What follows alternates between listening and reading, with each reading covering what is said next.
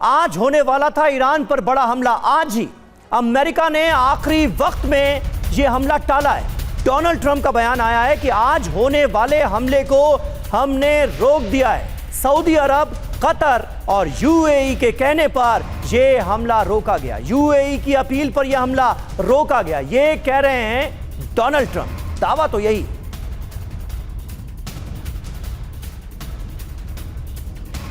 और अगर डील नहीं तो ईरान पर हमला करेंगे, ये भी ट्रंप कह रहे हैं। और क्या कह रहे हैं? अरब के देशों ने डील पक्की होने से का भरोसा दिया है। ट्रंप ने बयान दिया है अमेरिका की सेना हमले के लिए तैयार है, ये ट्रंप कह रहे हैं।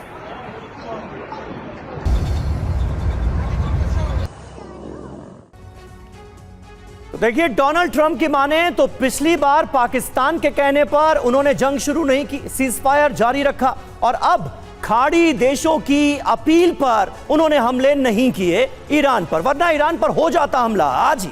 बड़ी बात यह है कि ईरान पर आज अमेरिका हमला करने वाला था। पश्चिम एशिया के 3 देशों के कहने पर हमला रोका गया, यह डोनाल्ड ट्रंप ने कहा है। आखिरी वक्त में हमले के फैसले को टाला गया। यूएई, सऊदी अरब और कतर के कहने पर यह हमला रोका गया।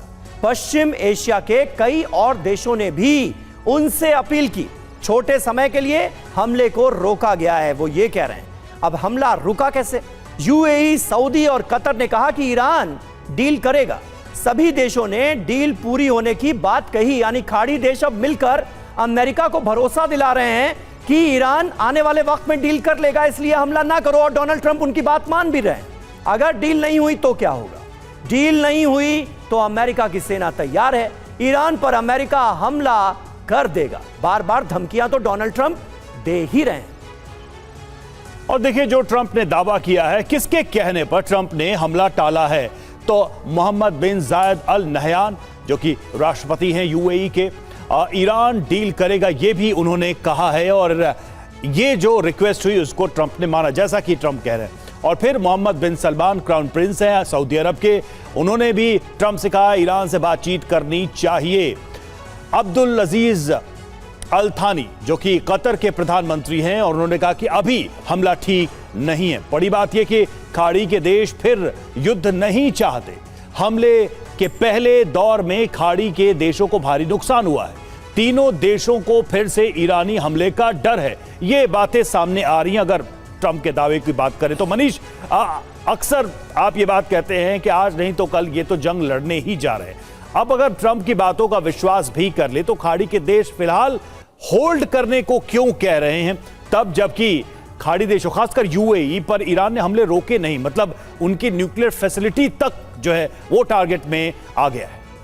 देखिए, पहली नज़र में तो यही लगता है कि खाड़ी के देश अमेरिका को ये कह रहे हैं कि युद्ध अंतिम विकल्प होना चाहिए, और अगर ईरान अब इस हालत में पहुंच गया है जहां पर कि वो डील कर सकता है तो फिर हमें डील कर लेनी चाहिए। ये खाड़ी के देश अमेरिका को भरोसा दे रहे हैं। वैसे हमें ध्यान में रखना होगा कि जब इस जंग की शुरुआत हुई थी उस वक्त प्रेसिडेंट ट्रंप ने भी ये बात कही थी कि केवल प्रधानमंत्री नेतन्याहू नहीं बल्कि सऊदी किंग मोहम्मद बिन सलमान के कहने पर यह जंग शुरू हुई थी। सऊदी ने कन्विंस किया था अमेरिका को कि चलो जंग लड़ते हैं। उसके बाद जब जंग शुरू हुई तो फिर ईरान ने इन्हीं 3 मुल्कों को, जो आज कह रहे कि लड़ाई नहीं करनी चाहिए, इन 3 मुल्कों को अलग अलग जगह पर अटैक किए। बल्कि 2 दिन पहले तो यूएई के जो न्यूक्लियर पावर सेंटर है वहां पर अटैक हुआ, और उसको यूएई ने कहा कि ये ईरान का हमला है।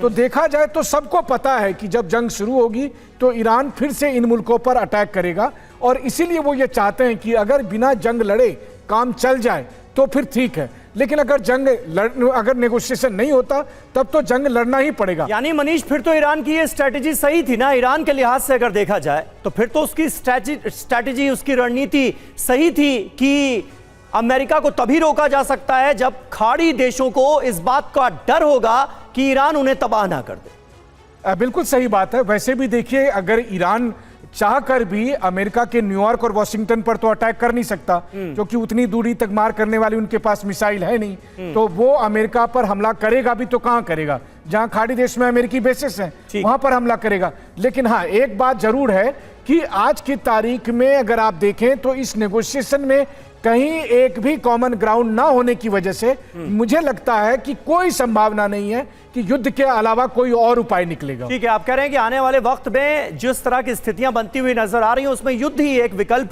नजर आ रहा है।